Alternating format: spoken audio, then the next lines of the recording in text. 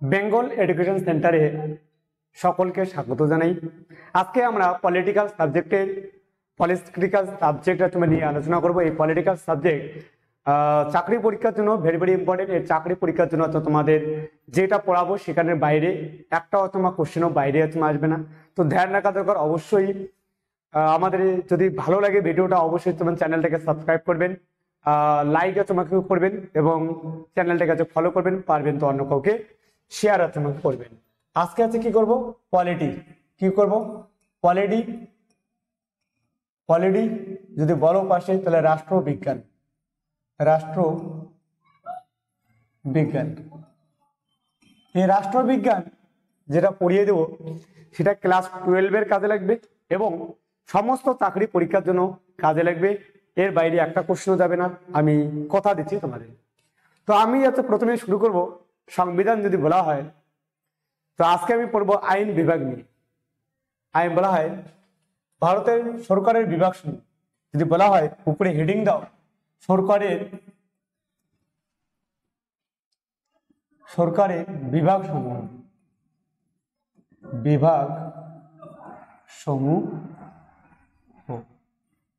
সরকারি বিভাগ সমূহ। তাহলে আমি সবার প্রথমে লিখবো সরকারের বিভাগ। দেখো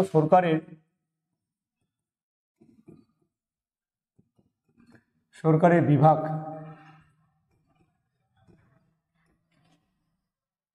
সরকার যদি বিভাগ বলা হয়, সরকারের বিভাগ যদি বলা হয় তাহলে সরকারের 3টি বিভাগ রয়েছে। একটা হচ্ছে আইন বিভাগ। আইন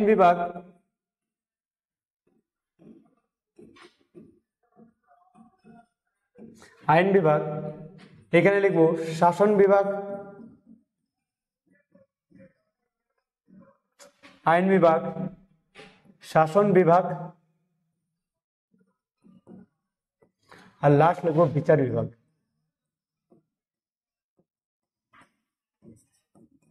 বিভাগ। তাহলে সরকারের কয়টা বিভাগ বলবো? আইন বিভাগ, শাসন বিভাগ, আর হচ্ছে বিচার বিভাগ। তাহলে সরকারের 3টা হাত রয়েছে আর চোখও 3টা। চোখ 3 কোনটা? একটা হচ্ছে আইন বিভাগ, এই চোখ যেটা বলা হয় ডান চোখ। বা চোখ হলো শাসন বিভাগ, আর অন্তর্দৃষ্টি হয়ে গেল এটা হচ্ছে কি বিচার বিভাগ।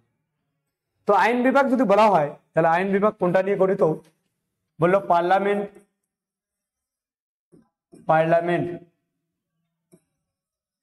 তারপরে বলবো রাজ্যের আইনসভা।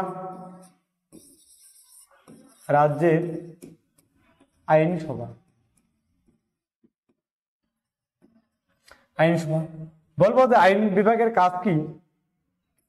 আইন তৈরি করা।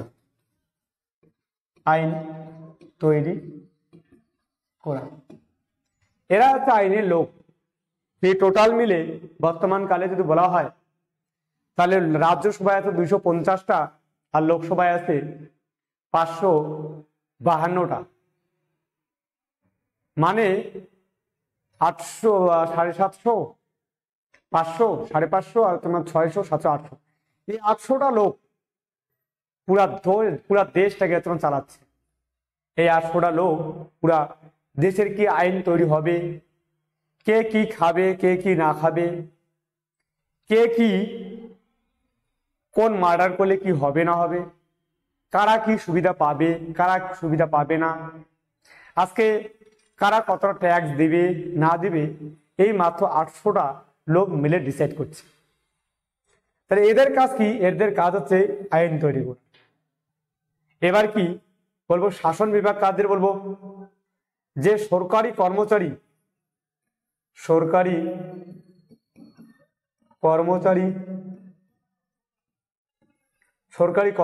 ও সমস্ত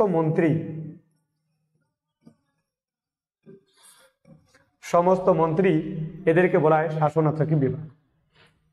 শাসন বিভাগ কাদের বলা হয়? যারা সরকারি যতগুলো কর্মচারী আছে। আমি একটা জিনিস বুঝতে পারি না, যে যারা সরকারের কর্মচারী অর্থাৎ সরকারের চাকর, আর এই যারা সরকারের চাকর যদি বলা হয়, সরকারের চাকর হয়ে তারা নিজেকে খুব গর্ববোধ করে যে দেখো আমি সরকারের চাকর। সরকারের চাকরি করি, আরে চাকরি মানে তো চাকর, ধ্যান দেওয়া দরকার। কেউ তো বলে না যে আমি মুকেশ আম্বানির চাকর, কেউ তো বলে না যে আমি রতন টাটার চাকর।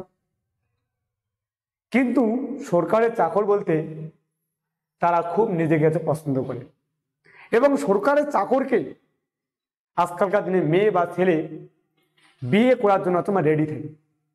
কিসের জন্য? কেবলমাত্র সরকারের তোমার চাকরকে বিয়ে করার জন্য। আজকে সরকারের চাকর হওয়ার জন্য কি না কি করছে। তো বানিয়ে আপ খুদ ब्रांड बनिए, किसी का नौकर नहीं। क्षमता अगर है तो दिखाइए इस दुनिया को कि हम भी कुछ कर सकते हैं। कोई बात नहीं है, हम किसी का गुलाम नहीं रहना चाहते हैं, बस यही साबित कीजिए। अब যদি কোনোদিন চাকরি না হয় তো নিজেকে সাবিত করো যে 2-4টা ওই রকম তোমার 8-10টা চাকর তোমার কি নিজেকে ধরে রাখতে, সেই হিসাবে নিজেকে প্রতিষ্ঠিত করো। কেবলমাত্র এটাই না যে চাকরি করেই শুধু বড়লোক হওয়া যায়। আরে চাকরির থেকে রতন টাটা বলেছেন যে চাকরি করে কেবলমাত্র একটা মধ্যবিত্ত জীবনযাপন তোমার পরিচালনা করা যায়, বা মধ্যবিত্ত জীবনযাপন করা যায়। কিন্তু চাকরি ছাড়াও অনেক পদ আছে যার মাধ্যমে সেই রকম চাকর তোমাকে নিজের বাড়িতে তোমার রাখা যায়। তো বন্ধুগণ ধ্যান রাখবে অবশ্যই যে এত ভাবে না প্রতিষ্ঠিত হও, এত কিছু না জানো, এত কিছু না তোমার ট্যালেন্ট থাকা দরকার যার মাধ্যমে তুমি চাকর নীতি তোমার বাধ্য করো, তুমি চাকর তোমাকে অনেকগুলো রাখতে যেতে পারো। কই বাদ নেই, সরকারের যারা চাকর তারা নিজেকে কোনোদিনও বলে না যে আমি সরকারের তোমার চাকর। ওরা ইংলিশে বলে যে না, যেদিনে চাকরি হয় তারা নিজে বলে কি যে I M A civil servant. Sir servant মানে কি কাকা? সার্ভেন্ট মানে চাকর। ধ্যান রাখা দরকার। সরকারের তোমার কর্মচারী যতগুলো আছে এরা কোন বিভাগের অন্তর্গত? সঙ্গে সঙ্গে শাসন বিভাগের অন্তর্গত। আজকে ডিএম থেকে শুরু করে পুলিশ অফিসার থেকে শুরু করে যতগুলো আছে সবাই হচ্ছে সরকারের চাকর। সবগুলা কোন বিভাগের সঙ্গে যুক্ত? সবগুলা সরকারের চাকরগুলো বলবো শাসন বিভাগের অন্তর্গত। कोई बात नहीं, समस्त मंत्री এদের কাজ কি? আইনকে পরিচালনা করা। বিচার বিভাগে কি যে আইনটা ঠিকঠাক ভাবে বিচার মতো হচ্ছে কিনা, উই ওয়ান্ট জাস্টিস। আর আমাদের এদিকে উই ওয়ান্ট জাস্টিসের সঙ্গে সঙ্গে উই ওয়ান্ট বাকিগুলো বলছে প্লাস্টিক। कोई बात नहीं। তো এরা তুমি কি করে? বিচার কার্য করা। বলবো বিচার কার্য করা, বলবে এরা কারা? কে বাবা তোমরা? বলছে কি বিচার বিভাগের লোক আছে সুপ্রিম কোর্ট ও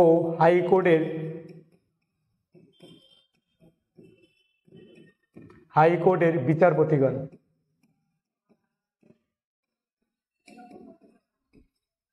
হাইকোর্টের সুপ্রিম কোর্ট এবং হাইকোর্টের বিচারপতিগণ কোন বিভাগের অন্তর্গত? বলবো তোমার বিচার বিভাগের তোমার অন্তর্গত। এদের কাজ কি?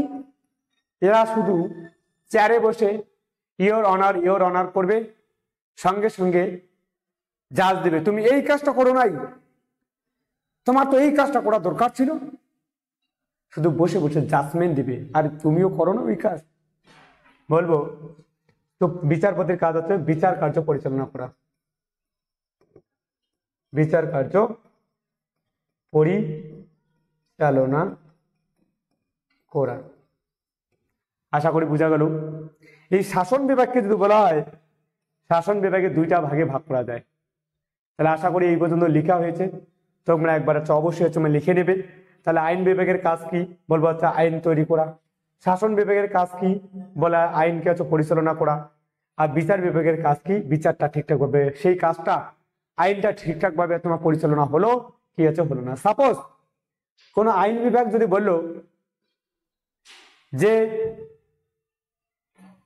15 থেকে, সাপোজ ধরে নেওয়া যায় যদি বলা হয় যে 15 বছরের নিচে, বা এরকম যদি কোনোদিন সিদ্ধান্ত নেয় যে 16 বছরের নিচে যারা ছাত্র আছে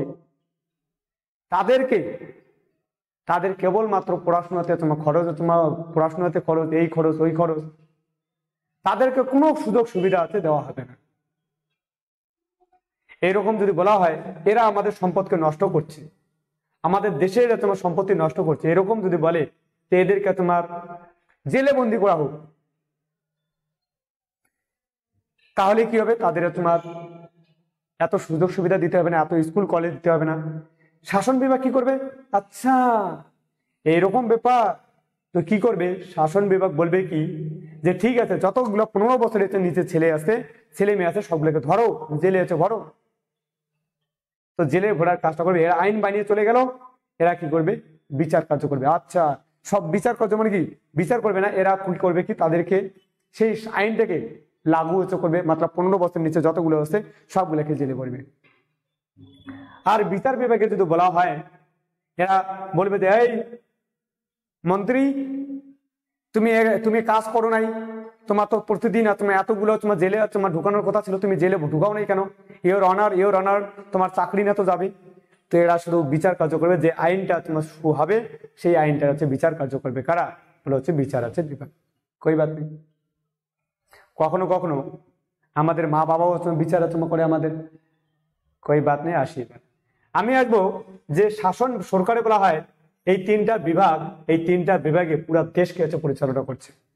এই তিনটা বিভাগকে তোমার শক্ত থাকা দরকার। সব থেকে যদি বলা হয় যে জনগণের যদি তোমার স্বাধীনতার জন্য অবশ্যই বিচার বিভাগ অবশ্যই জরুরি থাকা দরকার। বিচার বিভাগের হাতে সর্বোচ্চ ক্ষমতা তোমার দেওয়া দরকার, তাহলে ব্যক্তি স্বাধীনতা রক্ষা পাবে। কখনো কখনো মনে হয় যে বিচার বিভাগ কে ঠিকঠাক ভাবে ক্ষমতা দেওয়া হয়নি, আরো বেশি ক্ষমতা আজকে দেওয়া দরকার। কই বাদে আমি আসবো সরকারের তোমার শাসন বিভাগ। বলবো শাসন বিভাগকে আবার দুইটি ভাগে ভাগ করা যায়।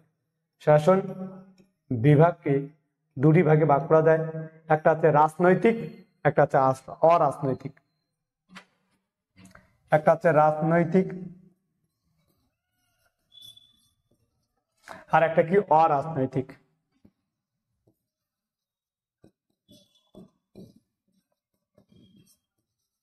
অরাজনৈতিক রাজনৈতিক যদি বলা হয় ধ্যান রাখা দরকার, রাজনৈতিক যদি হচ্ছে বলা হয় এখানে অবশ্যই ধ্যান রাখবে যে যতগুলা রাজনীতির মাধ্যমে নির্দিষ্ট সময় পর্যন্ত বলা হয়, সাধারণত নির্দিষ্ট 5 বছর বা 10 বছরের জন্য তোমার তারা হচ্ছে নির্বাচিত চমকে হয়, যারা ভোটের মাধ্যমে যুক্ত হয়, ভোটের মাধ্যমে নির্বাচিত হয়, তাকে বলা হয় রাজনৈতিক অংশ। যেমন উদাহরণ যদি বলা যায়, মন্ত্রী, যতগুলো মন্ত্রী আছে সমস্তগুলোই কোন বিভাগের অংশ? হলো রাজনৈতিক। অরাজনৈতিক হলো আমলাতন্ত্র, আমলা পাগলা দিবানা, আমলাতন্ত্র। আমলাতন্ত্র বলে তো সরকারের সমস্ত সরকারের চাকরগুলো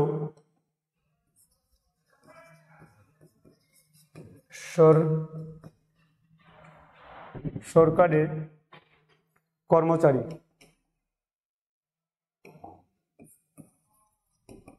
কর্মচারীগুলো কোন বিভাগের অন্তর্গত? বলো অরাজনৈতিক বিভাগের অন্তর্গত। আশা করি বুঝতে পারছো। এই আমলাতন্ত্র বলা হয় সরকারে যেগুলো তোমার চাকরি করে তাকে বলে আমলাতন্ত্র। এবার আমি আজকে চলে যাব আইন বিভাগ নিয়ে আলোচনা করব। কোন বিভাগ নিয়ে আলোচনা করব? আইন বিভাগ। লেখো উপরে আইন বিভাগ।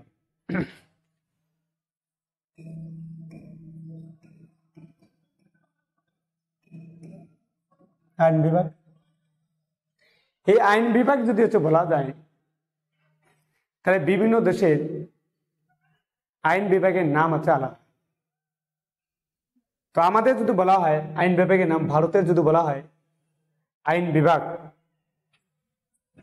ভারতের এই পাশে লেখো দেশ আর এই পাশে লেখো আইন বিভাগ।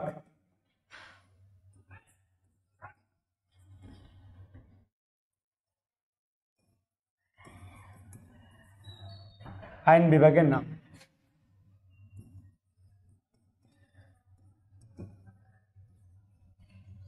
আইন বিভাগের নাম। দেশ যদি বলা হয় ভারত, ভারতের আইন বিভাগের নাম হলো পার্লামেন্ট বা আইনসভা। ভারতের আইনসভার নাম কি? পার্লামেন্ট। যদি বলা আমেরিকা বলা হয় ইংল্যান্ডের নাম, ইংল্যান্ডের আইনসভার নাম ওদেরটাও নাম পার্লামেন্ট। যে জায়গাটাতে আইন বানায় সেটাকে বলা হয়, আমাদেরটা বলা পার্লামেন্ট, ইংল্যান্ডেরটা বলা পার্লামেন্ট। যদি বলা হয় আমেরিকা তথা ইউএসএ তথা মার্কিন যুক্তরাষ্ট্র, একই দেশের তিনটা আলাদা আলাদা নাম।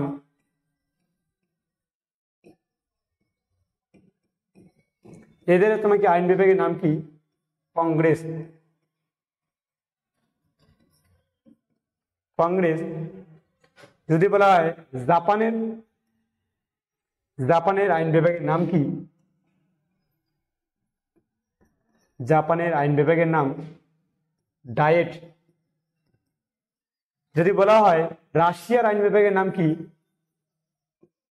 রাশিয়ার আইন বিভাগের নাম ডুমা। আলাদা আলাদা দেশের এই দেশগুলোর নাম ধ্যান রাখা দরকার। আলাদা আলাদা দেশের আইনসভার নাম হচ্ছে আলাদা আলাদা। ভারতের পার্লামেন্ট, ইংল্যান্ডের পার্লামেন্ট, আমেরিকার নাম হচ্ছে কংগ্রেস, যেখানে তারা বানায় সেটাকে বলা হয় আইন তৈরি করে, সেই জায়গাটার নাম হচ্ছে কংগ্রেস। জাপানের হচ্ছে ডায়েট, রাশিয়ার হচ্ছে ডুমা। আইন বিভাগ, আইনসভা যদি বলা হয় বলা তোমার দ্বিকক্ষ বিশিষ্ট। অনেক দেশে আছে দ্বিকক্ষ বিশিষ্ট, বলা দ্বিকক্ষ বিশিষ্ট আইনসভা দেখা যায়। কোন কোন দেশে দ্বিকক্ষ বিশিষ্ট আইনসভা দেখা যায়?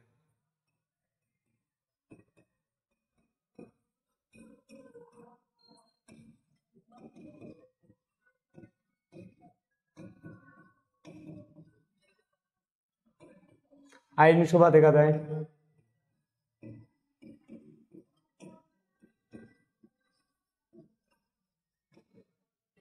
ধ্যান রাখা দরকার কোন কোন দেশে আইনসভা দ্বিকক্ষ বিশিষ্ট। তাহলে বলবো ভারত, আমেরিকা,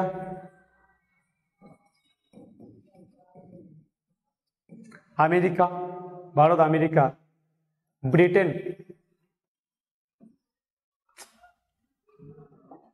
ব্রিটেন বা ইংল্যান্ড। আইনসভা কয় কক্ষ বিশিষ্ট? দ্বিকক্ষ বিশিষ্ট। আশা করি এটা হয়েছে। তাহলে এটা লিখে নিতে লাগবে যে কোন কোন দেশে আইন দ্বিকক্ষ বিশিষ্ট আইনসভা দেখা যায়। তাহলে ভারতের দেখা যায়, আমেরিকা দেখা যায়, ব্রিটেন বা আছে ইংল্যান্ডের, তিনটা দেশে তো অবশ্যই দেখা যায়। বাকি অনেকগুলো দেশে আছে এক কক্ষ বিশিষ্ট আইনসভা দেখা যায়। তো এবার আসবো পরের তোমার স্লাইডে আসি। বললাম এদিকে লেখো আইনসভা, এদিকে লেখো উচ্চকক্ষ,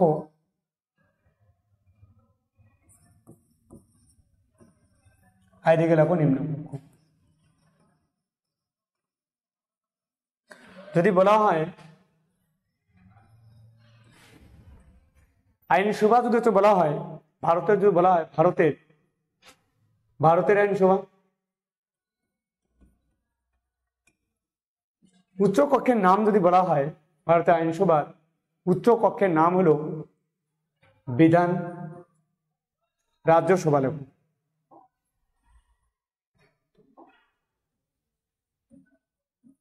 রাজ্যসভা। আর নিম্ন কক্ষের নাম কি? বলবো নিম্ন কক্ষের নাম হলো লোকসভা। লোকসভা। ভারতের এটা বলবো তো আমেরিকার কি?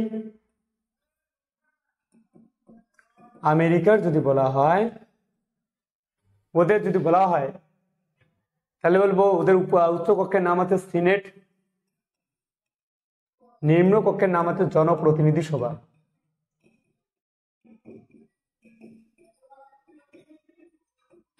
জনপ্রতিনিধি সভা।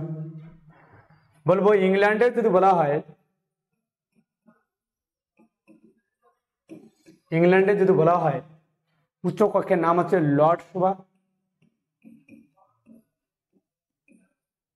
আর নিম্ন কক্ষের নাম যদি বলা হয় কমেন্স। কমেন্স। তাহলে বলবো ভারতের আইনসভার উচ্চ কক্ষের নাম রাজ্যসভা, নিম্ন কক্ষের নাম লোকসভা, আমেরিকার উচ্চ কক্ষের নাম সিনেট, নিম্ন কক্ষের নাম জনপ্রতিনিধি সভা, ইংল্যান্ডের উচ্চ কক্ষের নাম লর্ড সভা, আর তোমার নিম্ন কক্ষের নাম কমেন্স। Very very important. বাস এই তিনটে পরীক্ষা বারবার ঘুরে ফিরে আছে আসে। আশা করি তোমাদের লেখা হয়েছে। লেখা যদি হয় তাহলে পরের স্লাইডে যাই। দেখো ভারতের হচ্ছে পার্লামেন্ট। এবার তোমার আসবো আমরা পরের স্লাইডে ভারতের পার্লামেন্ট। দেখো ভারতের আইনসভা।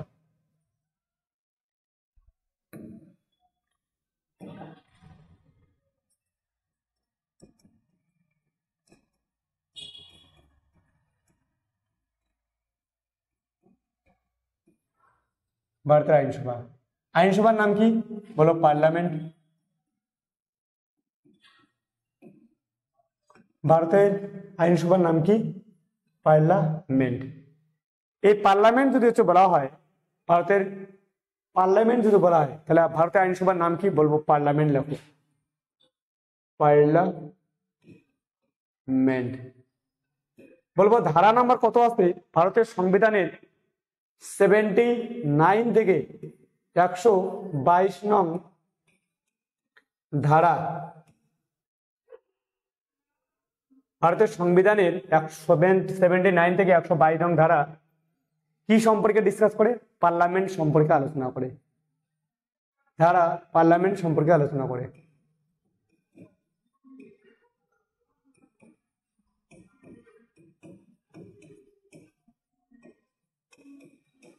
আলোচনা করে।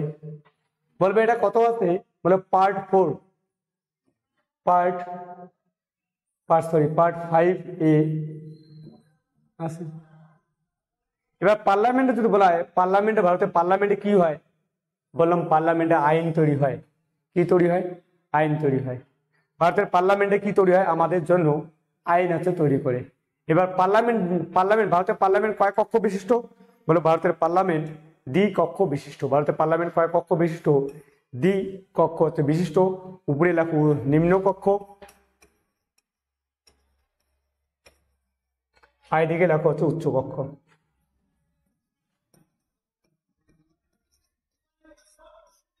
উচ্চ কক্ষ। এই ভারতের পার্লামেন্টের হাতে প্রচুর পরিমাণে ক্ষমতা দেওয়া আছে।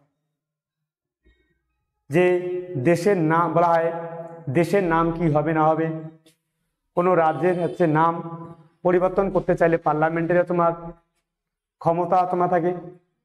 পার্লামেন্ট বহুত কিছু তোমার করতে পারে। আর এবং আছে কি করে? ভারতের সমস্ত জনগণের জন্য তারা আছে আইন তৈরি তোমার করে। তাদের হাতে সমস্ত ক্ষমতা। এই নেতা মন্ত্রীরা এরাই তো আইন তৈরি করে, এরাই তো গোটা দেশকে পরিচালনা করে। আর কেবলমাত্র তাদের আন্ডারে কাজ করে সরকারের কর্মচারীরা। কোনো না কোনোভাবে এদের হাতে সরকারের কর্মচারী যারা আছে তারা আছে নিয়ন্ত্রণ হয়।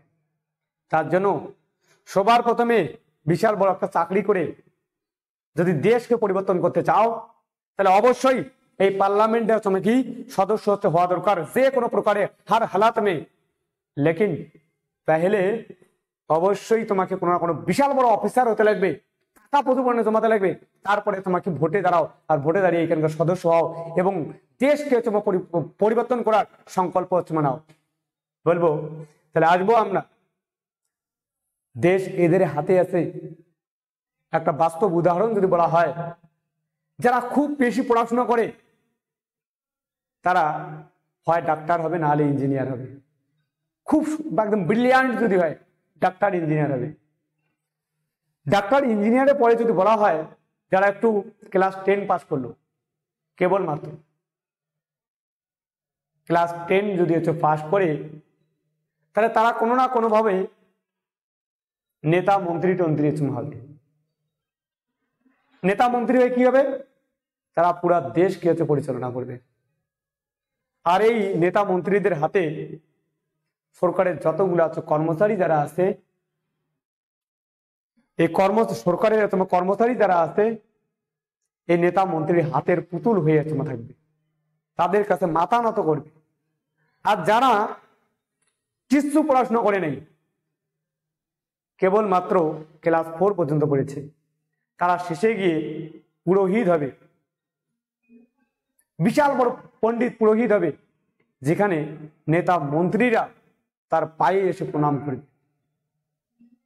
তো তার জন্য বলা হয় ভারতের সংস্কৃতি এত বড় একটা সংস্কৃতি, সেই সংস্কৃতিটাকে ব্যবহার করতে শিখো। পড়াশোনা না করতে পারলেও মন্ত্রী টন্ত্রী এসেও তোমার পা তোমার ছুতে যেতে পারে, কই বাত নেই। আসি পার্লামেন্ট, বলবো নিম্নকক্ষ আর একটা নাম আছে নাকি উচ্চ কক্ষ। ভারতের পার্লামেন্টের দুইটা কক্ষ, একটা নাম নিম্নকক্ষ আর একটা নাম কি উচ্চতম কক্ষ।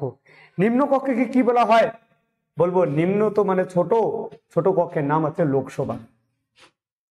ভারতের পার্লামেন্টের নিম্ন কক্ষের নাম কি লোকসভা। আর যদি বলা উচ্চ কক্ষের নাম, তাহলে উচ্চ কক্ষের নাম রাজ্যসভা। বস উচ্চ কক্ষ আর নিম্ন কক্ষ কি করে হলো, বললাম উচ্চ কক্ষ এই জন্য বলা হয়, আমরা একটা ছোট্ট করে পার্থক্য লিখে এখানে লিখে দেব এবং আলোচনা করব কার কি ক্ষমতা আছে না আছে। বলা হয় এদের নিম্নকক্ষে লোকসভার সদস্য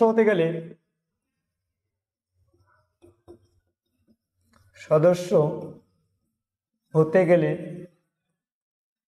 সর্বনিম্ন বয়স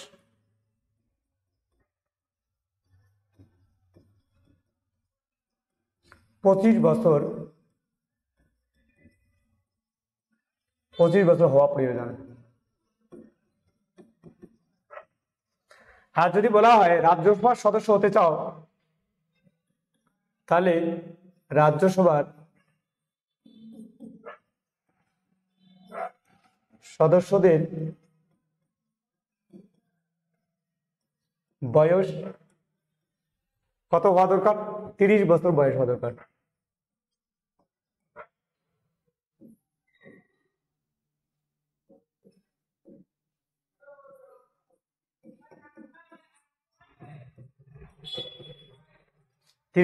রাজ্যসভার সদস্যদের বয়স কত বছর হওয়া দরকার, 30 বছর হওয়া দরকার।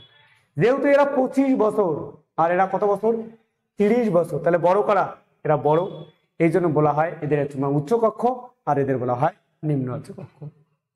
বলবো যে এদের বলা হয় লোকসভাকে বলা হয় অস্থায়ী কক্ষ। অস্থায়ী কক্ষ কারণ রাষ্ট্রপতি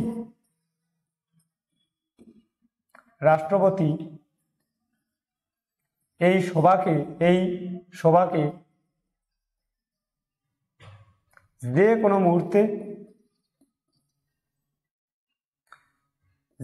মুহূর্তে ভেঙে বাতিল করতে পারে।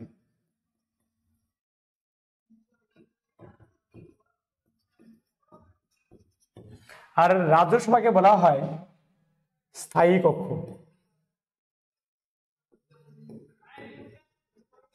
কেন রাষ্ট্রপতি এই কক্ষকে ভেঙে দিতে পারে না।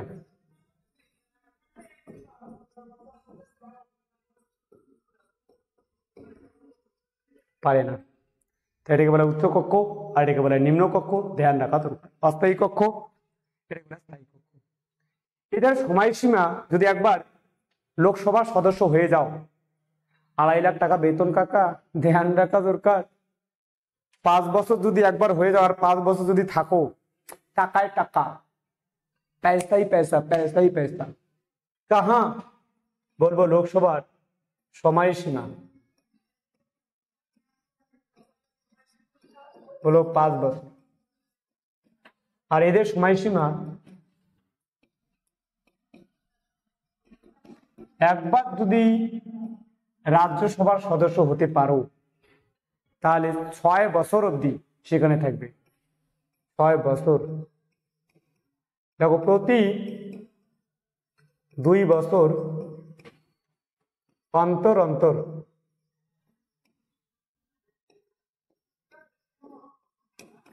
1/3 সদস্য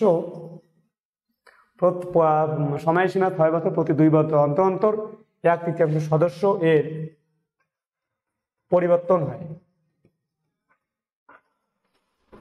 मतलब এটা যদি কোনোদিন হার হালাত মে লোকসভা যদি ভেঙে যায়, এ কখনো ভেঙে যাবে না। কেন? টোটাল মিলে যদি বলা হয় 250 জন, তোমার সাপোজ 200 বর্তমান 45 জন সদস্য আছে, এর 1/3 মানে 3 ভাগ, 3 ভাগের 1 ভাগ যদি বলা যায়, সাপোজ এখানে 46 জন ধরি, তাহলে তোমার মিলবে 3 × 8 = 24 আর 3 × 2 = 6। বলবো 82 জন সদস্য 2 বছর যাবে, নতুন 82 জন নতুন সদস্য যুক্ত হবে, আরো পুরানো আছে 82 জন বেড়ে যাবে, বের হয়ে চলে যাবে। আবার 2 বছর পর 82 জন ঢুকবে, আবার পুরানা যাদের 6 বছর হয়েছে তারা বের হবে। এরকম করে চলতে থাকে। এরা কখনো একবারে ভেঙে যায় না, কিন্তু এরা একবারে তোমার পদচ্যুত হয়ে তোমার যায় সবারই। এই জন্য এটাকে বলা হয় স্থায়ী কক্ষ, আর এটাকে বলা হয় অস্থায়ী তোমার কক্ষ। আশা করি আরামসে বুঝতে পারছো। বলবো যে রাষ্ট্রপতি, পরে লেখাই, সময়সীমা গেল, যে সর্বাধিক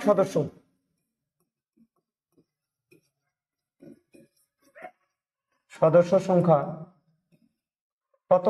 বলো 552 জন থাকতে পারে। এখন যে আছে 2 জনকে বাতিল করা হয়েছে, তার জন্য কোনো কোনো বইয়ে 550 দেওয়া থাকে। কারণ 2 জন যে আছে, 2 জন তো বাতিল হয়েছে, কোনো কোনো বইয়ে 552, কোনো কোনো বইয়ে নতুন যেগুলো বই 550 থাকে। ওই বাকি এইখানে যদি বলা হয় যে সর্বাধিক সদস্য,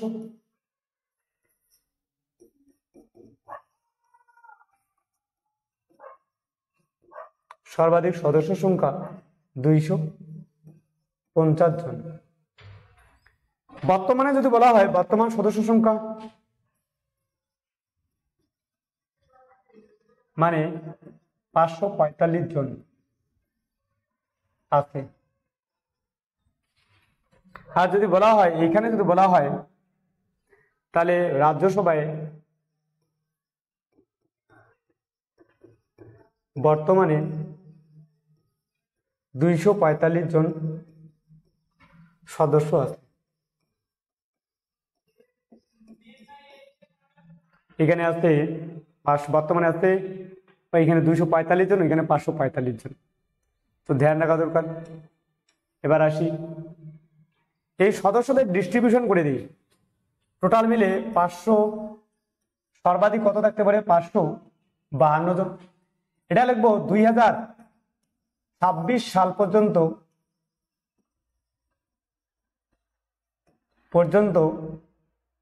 এই সংখ্যা থাকবে।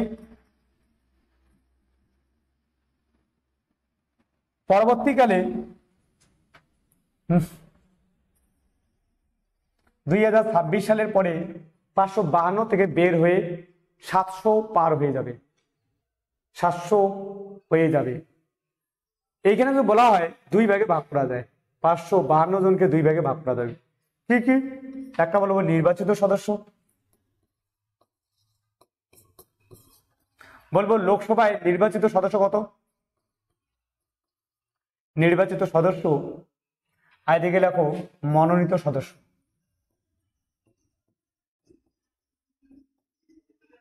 নির্বাচিত সদস্য কতজন? বলবো এদিকে মনোনীত হচ্ছে 2 জন। আর এইখানে যদি বলা হয় 550 জন, এই জন্য কোনো কোনো বইয়ে এটা তোমার কি যায় 550 থেকে। কেন? এই 2 জন যে আছে রাষ্ট্রপতি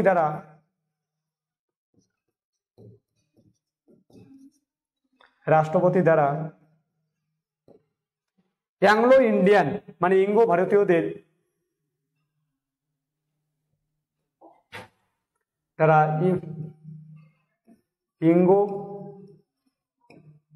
ভারতীয়দের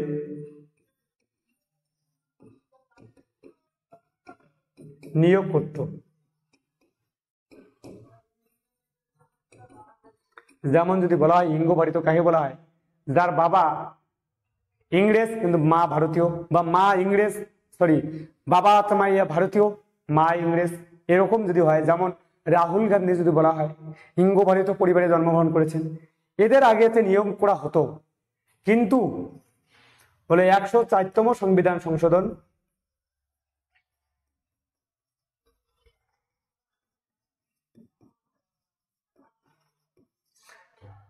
2019 সালে তা বাতিল হয়েছে।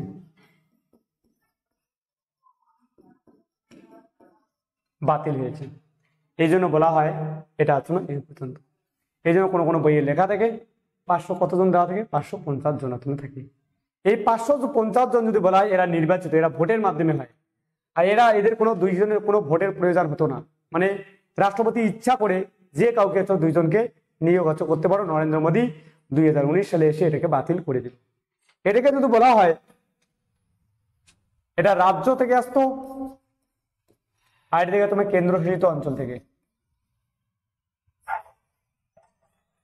এটা এইদিকে লিখি আগে 530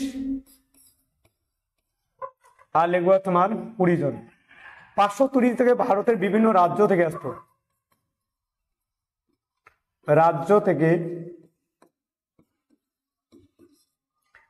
কি করা হতো, নির্বাচিত হতো। আর এইখানে যদি বলা হয় 20 জন যে আসছে কেন্দ্রশাসিত অঞ্চল থেকে,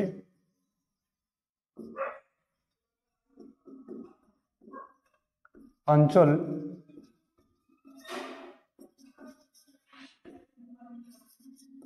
থেকে নির্বাচিত হতো,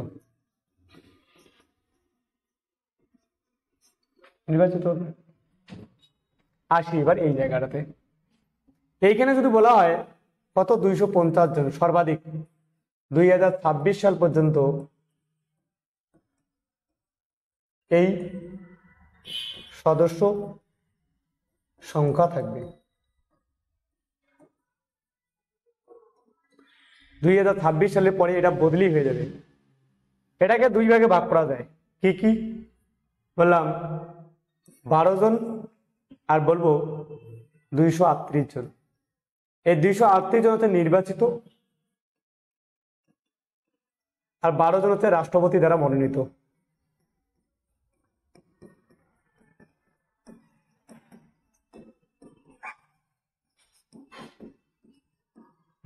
হতো কোথায়, কোন কোন জায়গা থেকে বলবো, CLASS। সিতে হচ্ছে কালচারাল, এলতে লিটারেচার, এতে আর্টস,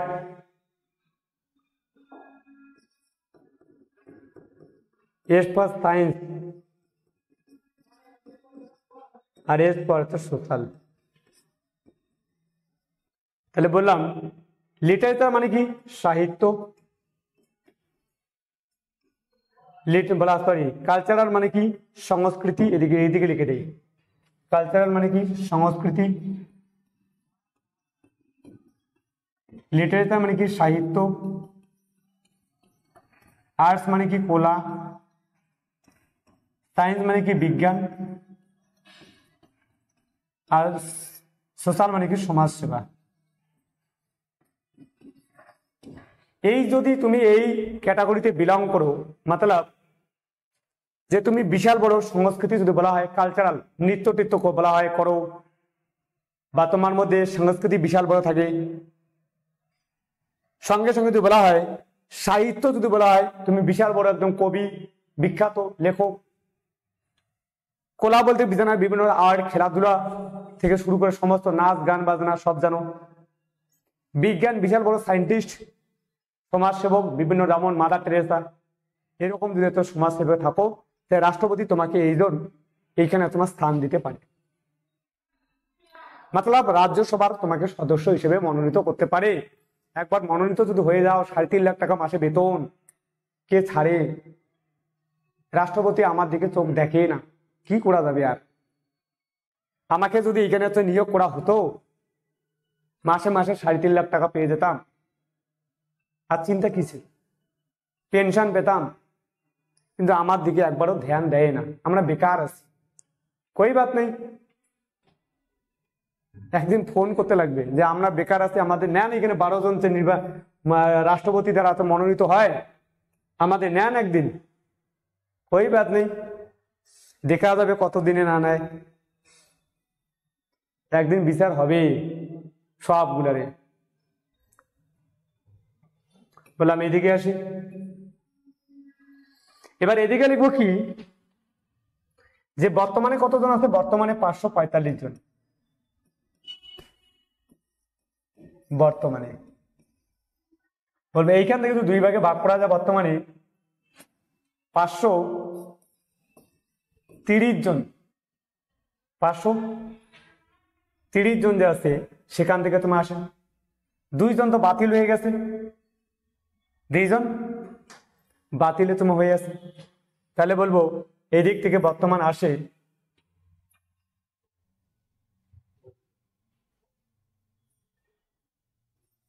13 জন বিভিন্ন কেন্দ্রশাসিত অঞ্চল থেকে আসে।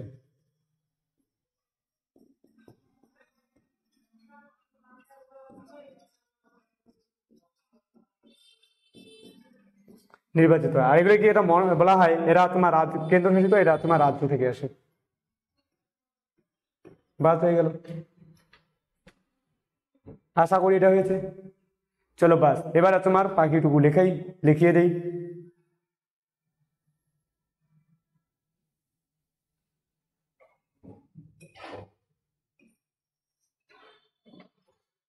বলবো আর এখানে তোমার সভাপতিকে, লোকসভার সভাপতিকে স্পিকার বা অধ্যক্ষ বলে। অধ্যক্ষ বলে। আর এদিকে রাজ্যসভার সভাপতিকে চেয়ারম্যান বলে।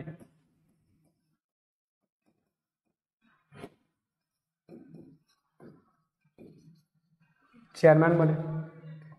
বলবো এই বলা হয় উপরাষ্ট্রপতি।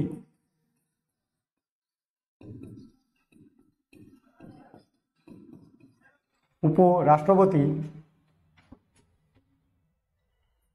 পদাধিকার বলে।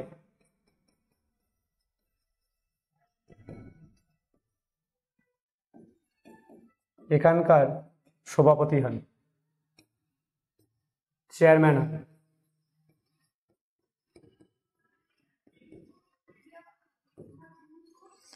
উপরাষ্ট্রপতি সবসময় এখানকার এক্স অফিসিও চেয়ারম্যান। উপরাষ্ট্রপতি কি হয়? এক্স অফিসিও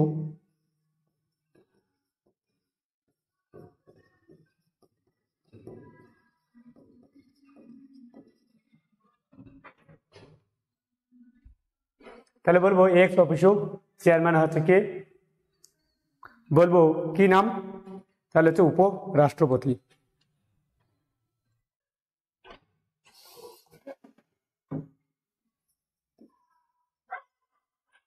তাহলে এক্স অফিসিও চেয়ারম্যান কি হয়?